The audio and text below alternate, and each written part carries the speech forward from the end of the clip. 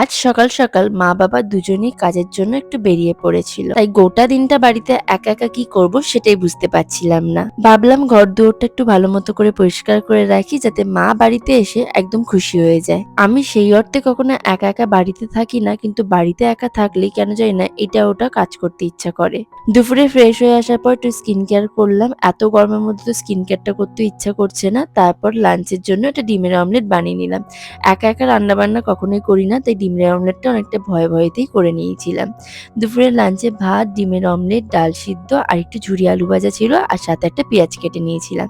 জামাই ষষ্ঠীর জন্য যা যা কিছু কাপলেট ডিশ বার করা হয়েছিল সেগুলো সব মুছে মাছে এখন গুছিয়ে রেখে দিলাম। বিকেলবেলা ঘুম থেকে উঠে একটা মিষ্টি খেলাম। তারপর সন্ধ্যের পর কেন জানি না একটু ঘুরতে বেরোতে ইচ্ছা করছিল। বেশ কিছুদিন ধরে কাজে একদম মন বসছে না, তাই জন্য ভেবেছি একটু কিছুদিনের জন্য নিজেকে ব্রেক দেব। যাই হোক, খাওয়া দাওয়া করে এখন বাড়ি ফিরবার পথে রওনা দিই।